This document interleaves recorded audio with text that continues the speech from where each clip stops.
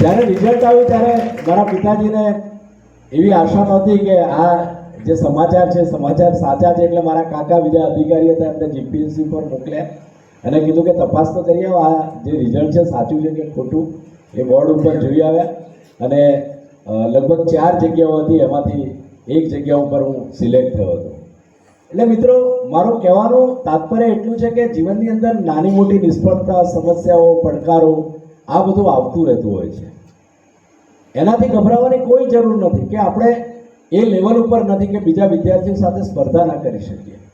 દરેક વ્યક્તિને ભગવાને એક સરખી શક્તિ આપી છે, માત્ર એનો આપણે કઈ રીતે ઉપયોગ કરવો એ વિચારવાની જરૂર છે. આપણે અહીંયા રહીએ કે શહેરમાં રહીએ કંઈ ફરક પડતો નથી. તમે આ યુગના નિર્માતા છો.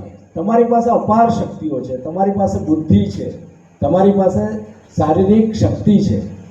એ તમામ ઉર્જાઓને એકત્રિત કરીને યોગ્ય રીતે સાચી દિશામાં તમે આગળ વધશો તો ચોક્કસપણે જીવનની અંદર જે તમે લક્ષ્ય નક્કી કર્યું છે એને તમે પ્રાપ્ત કરી શકશો. એટલે જ વર્ષો પહેલાં સ્વામી વિવેકાનંદજીએ કીધું હતું યુવાનો માટે કે ઉઠો, જાગો અને ધ્યેય પ્રાપ્તિ સુધી મંડ્યા રહો.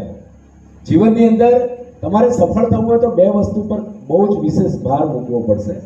એક તો સ્વયંશિસ્ત, સેલ્ફ ડિસિપ્લિન, અને બીજું સમયનો સદુપયોગ. સ્વયંશિસ્ત એટલે કેવું? સાવધાન મિશ્ર એવું નહીં.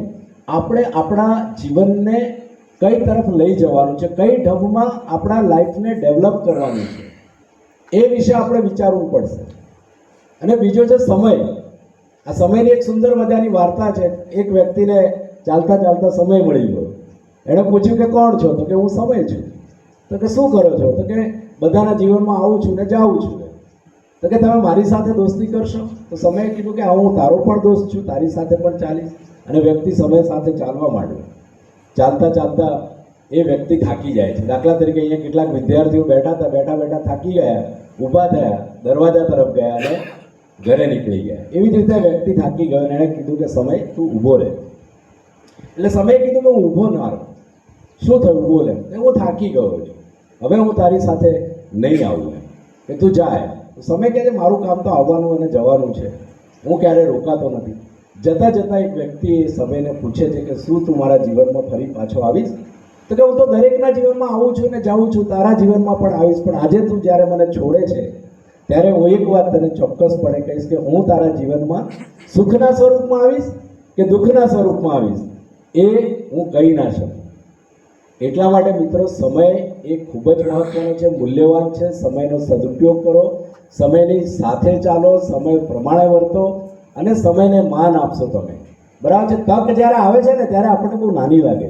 ઓપોર્ચ્યુનિટી લાઈફની અંદર જ્યારે આવે ને ત્યારે આપણને ખૂબ નાની લાગે, પણ તક જ્યારે આપણા જીવનમાંથી જતી રહે ને ત્યારે આપણને બહુ મોટી લાગે. એટલા માટે જ આપણા શિક્ષકો અને આપણા વડવાઓ આપણને કહેતા કે સંપત ગઈ તે સાંભળે છે, ગયા વળે છે વહાણ, ગત અવસર આવે નહીં ને ગયા ના આવે પ્રાણ. સંપત્તિ જીવનમાંથી એકવાર જતી રહે ને તો એને મહેનત કરીને ગમે ત્યારે પ્રાપ્ત કરી શકાય. પરદેશમાં ગયેલા વહાણો તમામ વાવાઝોડા, તમામ તોફાનો, તમામ અવરોધોને ઓળંગીને એ જ્યાંથી ગયા છે ત્યાંથી જરૂર પાછા આવે. પણ ગયેલો સમય અને શરીરમાંથી નીકળેલો પ્રાણ, આ 2 વસ્તુ ક્યારેય પાછી નથી આવતી. જીવનની અંદર આ વસ્તુ ખાસ યાદ રાખવાની. સ્પર્ધાત્મક પરીક્ષાઓની